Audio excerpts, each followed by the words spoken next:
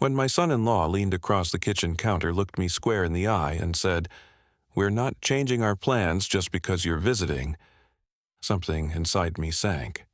His words weren't just a casual statement. They carried a finality, a coldness, that left me speechless.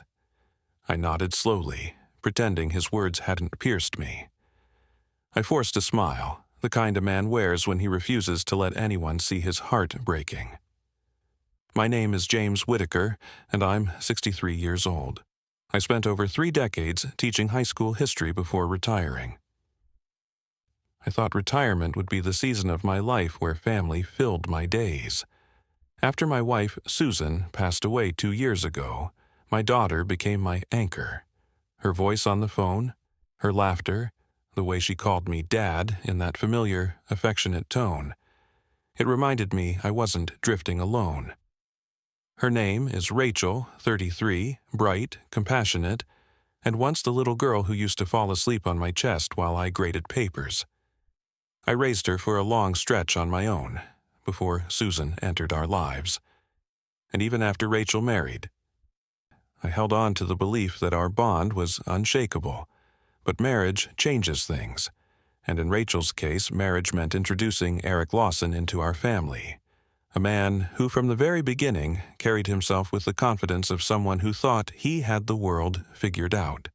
He's 35, a corporate lawyer, sharp suit, sharp words, and a sharper sense of control. To many, he comes across as successful and decisive.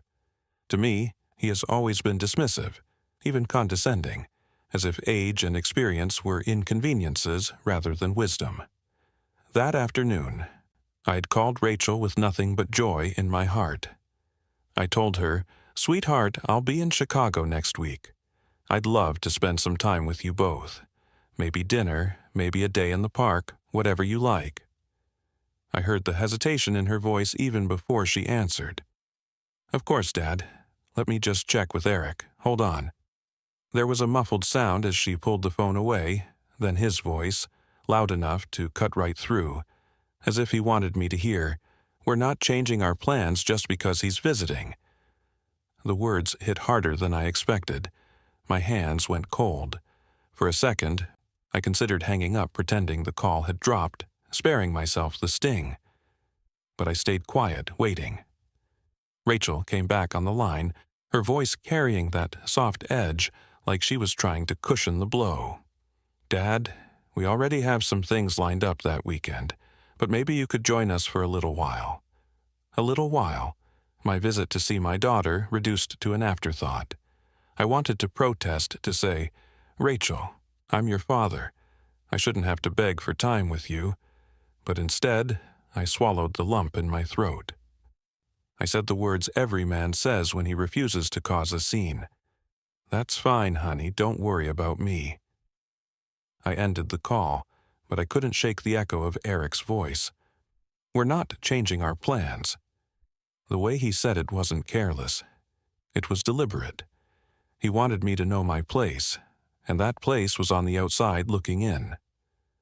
I sat at my kitchen table for a long time, staring at the framed photo of Rachel as a little girl, missing her front teeth, her arms wrapped around me like I was her whole world. How had we come to this? How had I gone from being her safe harbor to being scheduled around like a nuisance? That's when the thought struck me, a quiet, steady idea that rooted itself in my chest. If Eric believed I was an outsider, maybe it was time to remind him, and remind Rachel, that I was not a guest to be tolerated. I was her father, family, permanent. I decided I would not argue. I would not raise my voice. Instead, I would stay quiet, patient, and deliberate. I would let Eric believe he had won that little moment, that his words had silenced me. What he didn't realize was that silence is not surrender. Sometimes, silence is the space where a plan is born. I booked a week at Lakewood Springs Resort, the very same place Rachel had told me years ago was her and Eric's favorite retreat. The one she described with glowing eyes, the lake view, the cabin-style rooms, the way she said, "Dad, one day I want to take you there."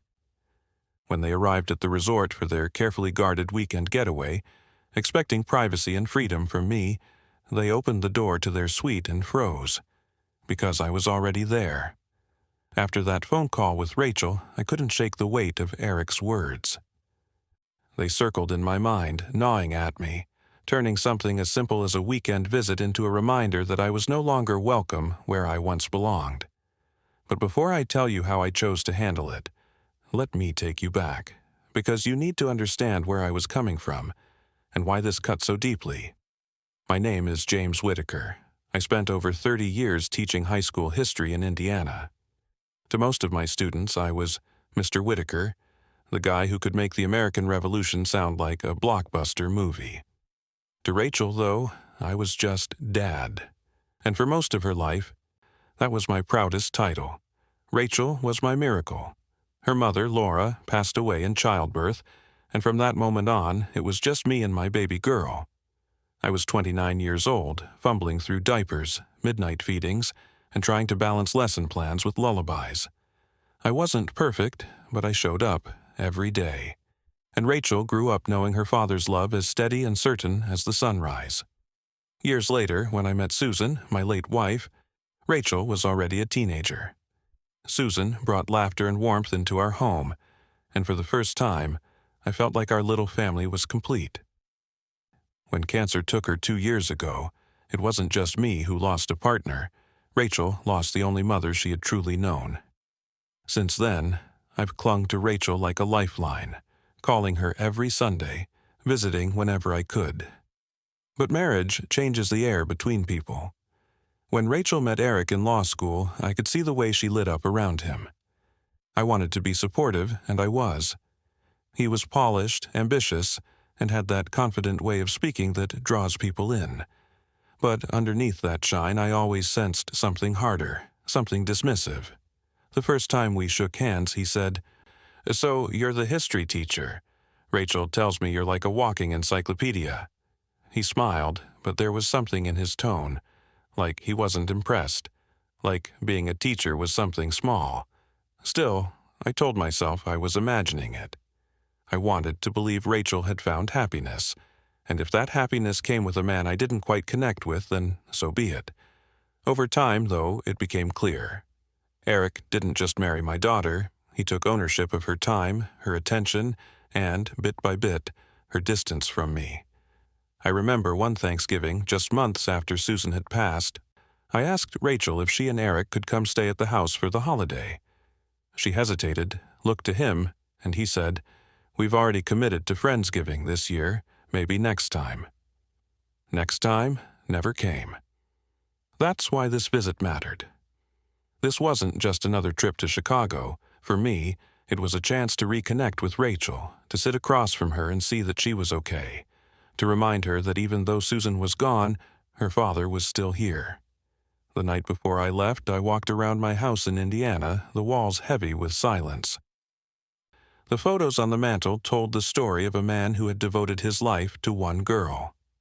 Rachel in her softball uniform, Rachel at prom, Rachel's college graduation where I shouted so loud she spotted me in the stands. And now, Rachel with Eric, smiling at a life where I seemed more like a background character than a central figure. I packed a small bag, just enough for a weekend, and as I tucked in the photo of Rachel as a child, toothless grin and all, I whispered to myself, "You're still her dad, don't you ever forget that." The drive to Chicago was long, but familiar. I replayed old memories as the miles ticked by. Rachel's first day of kindergarten when she clung to my leg, terrified to let go. The time she baked me a lopsided birthday cake at 12 years old, insisting it was extra special because it leaned to one side. Those were the memories that carried me forward, that reminded me why I had to try, even when Eric seemed determined to push me out. When I pulled into the city and checked into a modest hotel downtown, I felt a mix of anticipation and dread. I told myself I would be patient, flexible, respectful of their time. I wanted to believe Eric's comment was just an offhand remark, not a declaration. But deep down, I knew better. That kitchen counter line, "We're not changing our plans just because you're visiting," wasn't casual. It was a boundary, a wall, drawn to keep me out. And as much as I told myself to let it go, to swallow my pride and accept whatever scraps of time they offered, something inside me refused. Not because I needed attention, not because I wanted to be in control, but because I loved my daughter. And love doesn't quietly retreat. Love finds a way. I didn't know it yet, but this visit was about to turn into something none of us would forget. When I finally arrived in Chicago, I told myself to manage expectations. Rachel would be busy, Eric would be distracted, but surely we'd carve out some time. At least, that's what I hoped. I checked into a modest downtown hotel, a place with beige carpets, humming air conditioners, and just enough comfort to feel temporary. I didn't need luxury, I just needed to see my daughter. After settling in, I called Rachel to let her know I was in town. She answered quickly, her voice warm. "Dad, you made it safely?" Hearing that spark of happiness settled me. For a moment, I believed this trip would be worth it. But then, in the background, I heard Eric's voice. Clipped, hurried. "Tell him we'll see him tomorrow. We have dinner plans tonight." Rachel hesitated. Dad, we already have a dinner with some of Eric's colleagues. Maybe tomorrow afternoon we can grab coffee?" Coffee. After driving 5 hours and booking a hotel, my time with my daughter was being boiled down to a casual cup of coffee. I forced a cheerful tone. "Sure, honey, coffee sounds nice." But inside, something burned. The next day, I walked into the cafe early, finding a corner table by the window. I watched the door, my heart quickening every time it opened. When Rachel finally walked in, her smile lit up the room, and for a moment it was just us again, father and daughter. But trailing behind her was Eric, phone in hand, barely glancing at me before sitting down. "James," he said flatly, like he was acknowledging a coworker rather than his wife's father. I nodded. "Eric, good to see you." Rachel tried to keep things light, asking me about my drive, about the weather back home.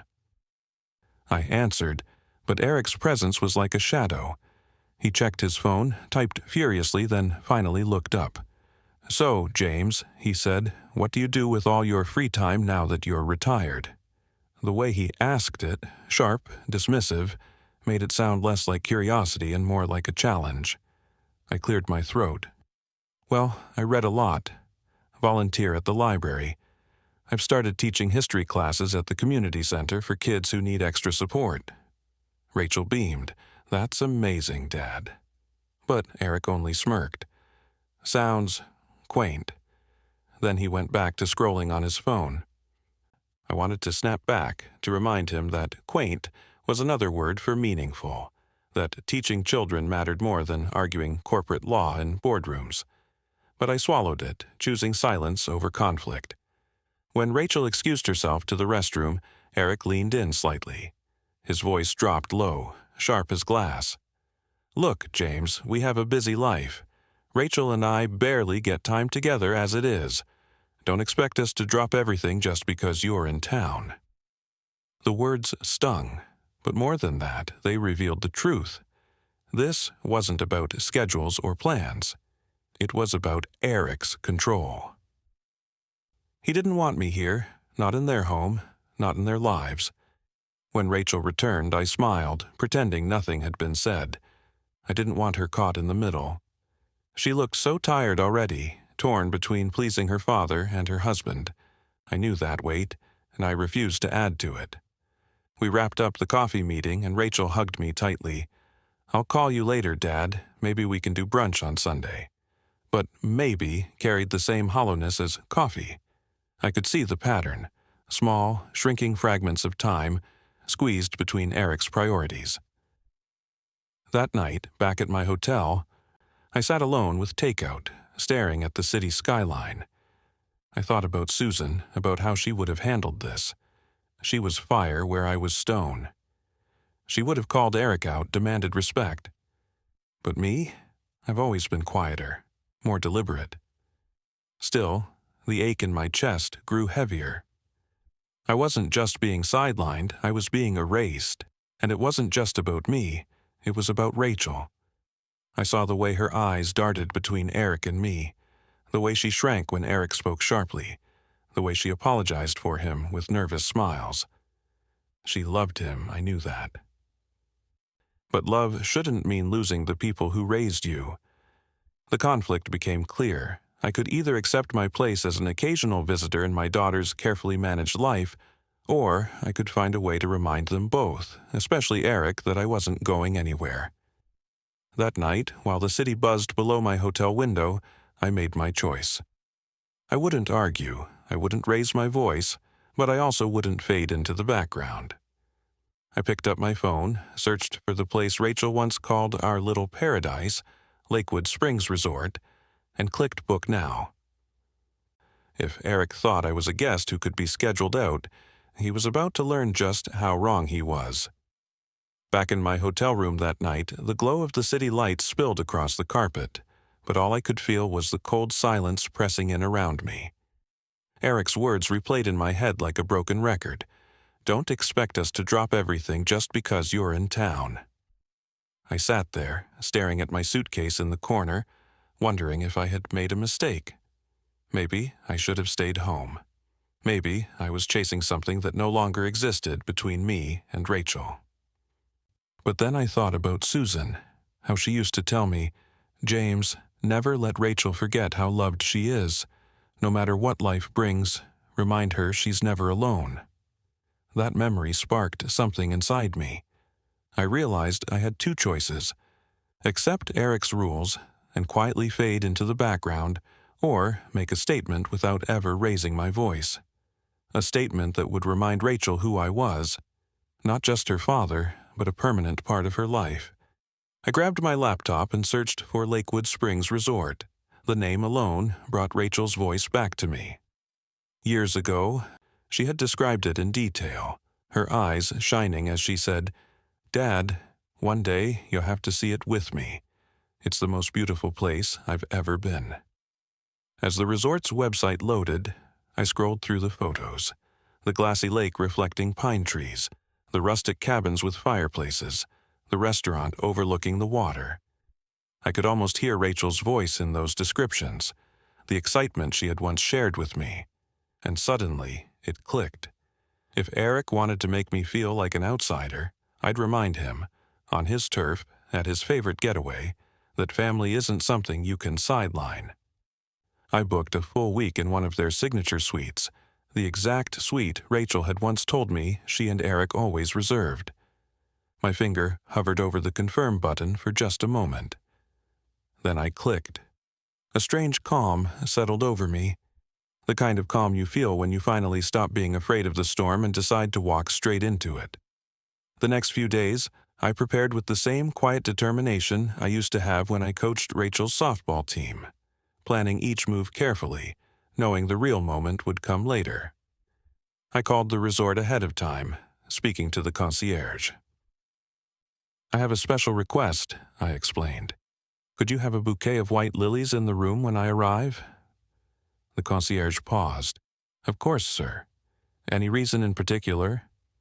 "They were my late wife's favorite," I said softly.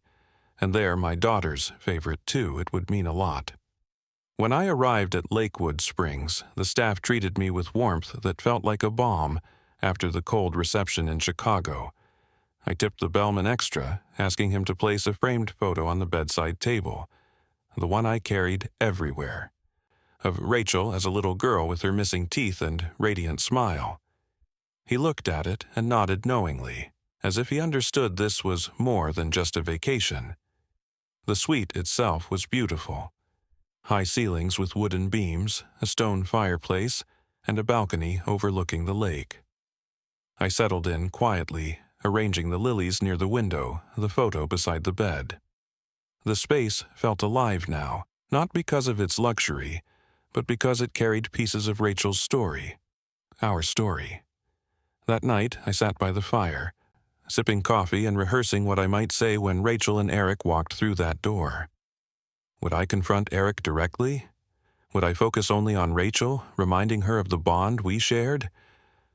The truth was, I didn't need to plan every word. My presence alone would be enough. Still, my heart pounded at the thought. What if Rachel saw this as overstepping? What if Eric used this against me, twisting it into some narrative about meddling?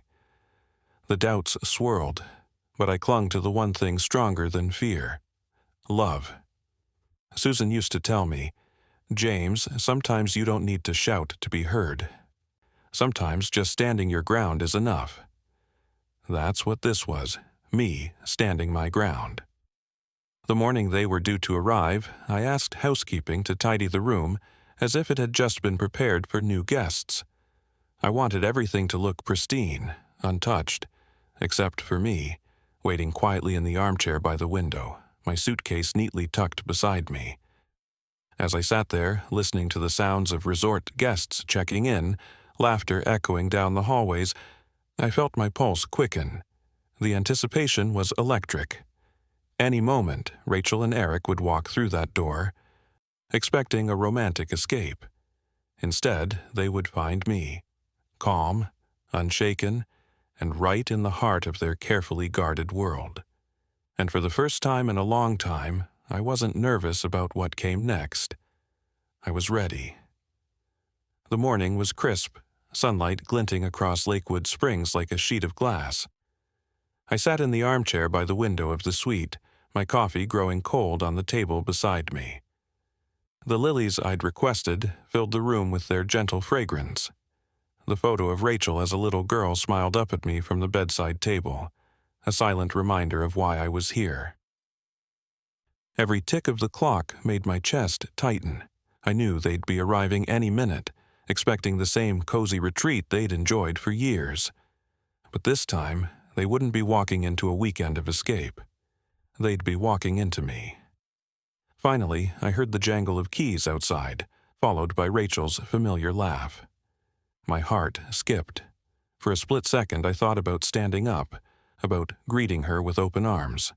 But I stayed seated, no rush, no nerves. I wanted them to walk into this moment exactly as I had planned it. The door swung open. Rachel stepped in first, carrying her overnight bag. Her face lit up as she glanced around the suite.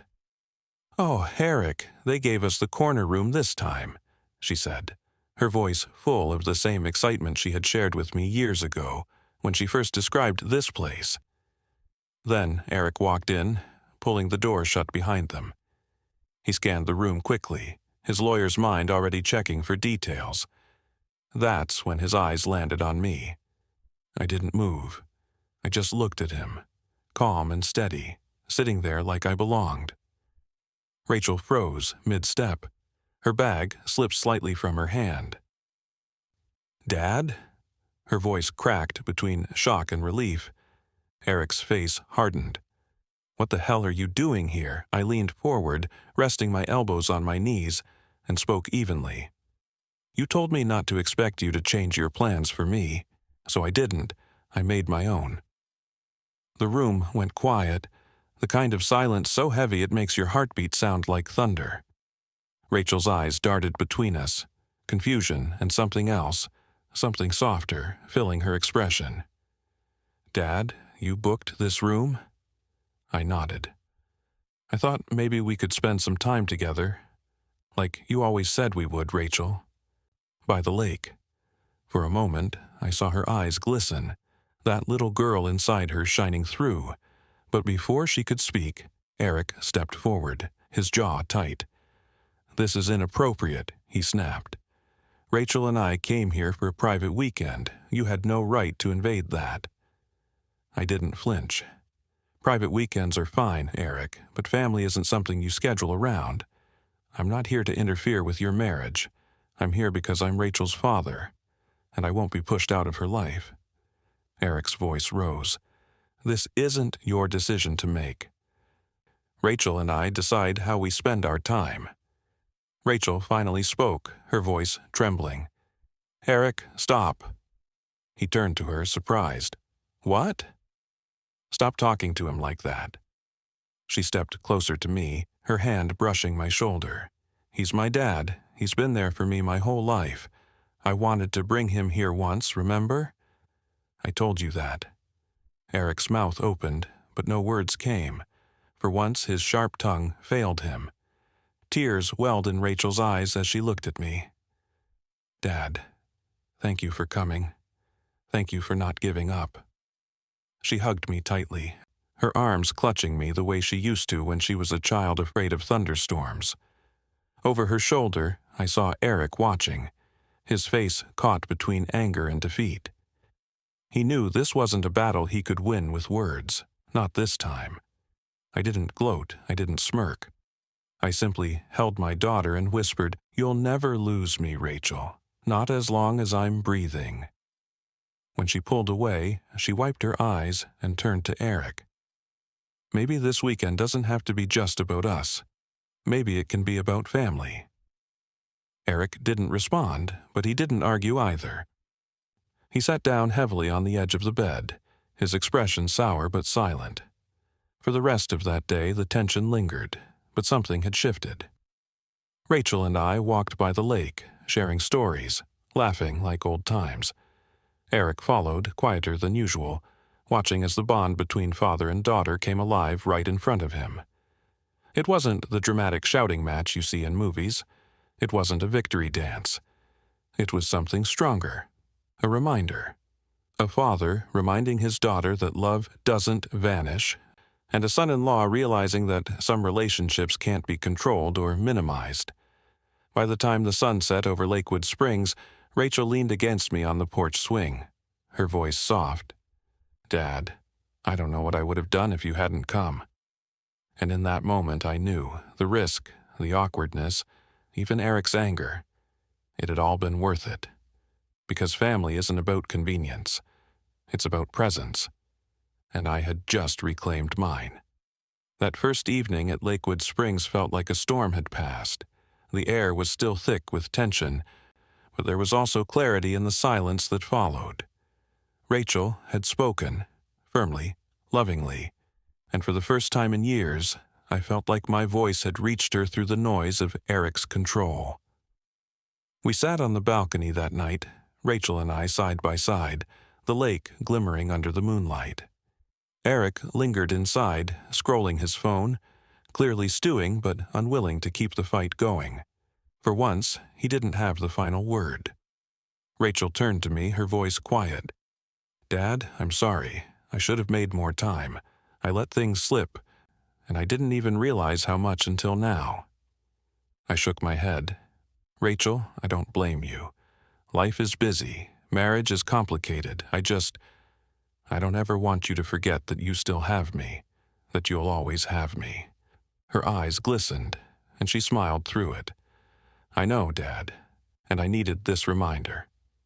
She reached over, squeezing my hand like she used to as a little girl, when she was nervous before a test or worried about something small. That squeeze, simple as it was, told me everything I needed to know. She hadn't forgotten.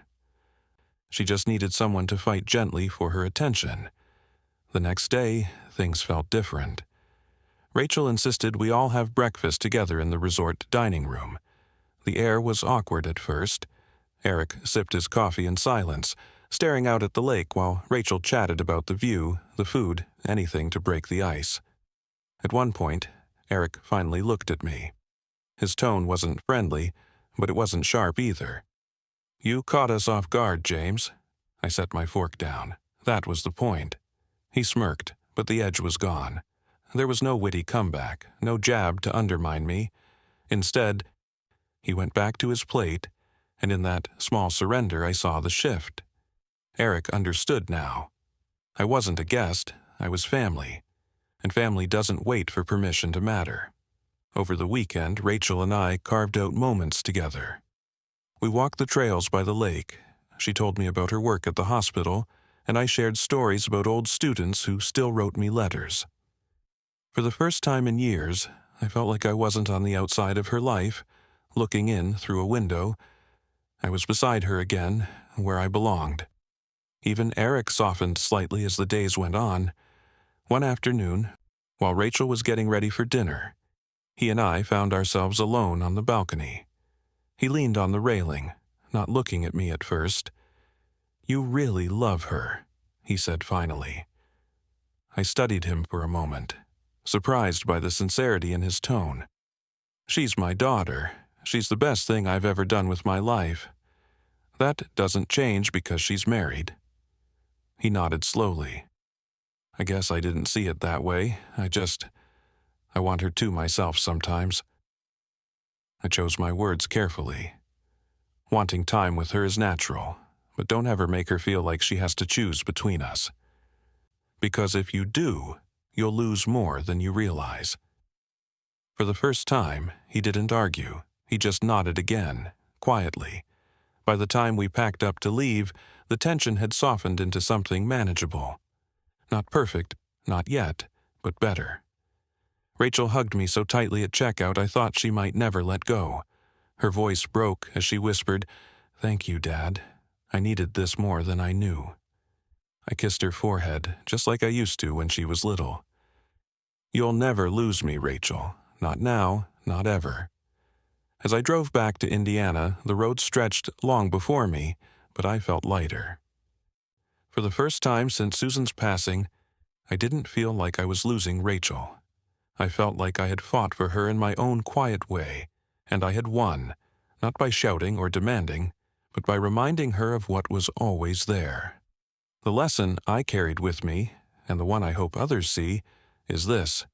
Sometimes love doesn't need grand speeches or dramatic ultimatums.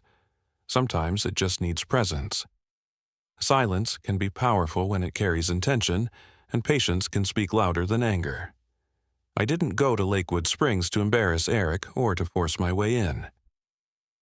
I went there to remind my daughter that no matter how life changes, no matter who comes into her world, her father's love is constant, and that love is worth showing up for, even when the door feels closed.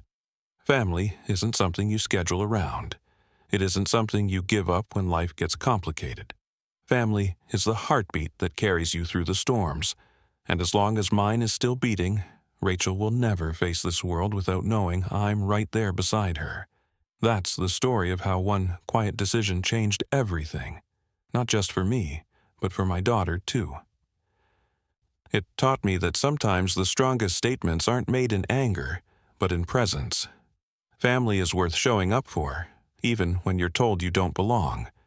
If this story resonated with you, if it made you think about your own family, or reminded you of someone you love, don't let the connection end here. Like this video if you felt the emotion in James's journey. Share it with someone who might need the reminder that love and family are worth fighting for. And most importantly, subscribe to the channel for more powerful, true-to-life stories that touch the heart and keep you coming back for more. I'd also love to hear from you. Drop a comment below. Tell me if you've ever had a moment where you had to quietly stand your ground for the people you love. Your story might inspire someone else watching right now. Thank you for listening. Thank you for sharing this moment with me. And until the next story, take care of yourself and take care of the ones who matter most.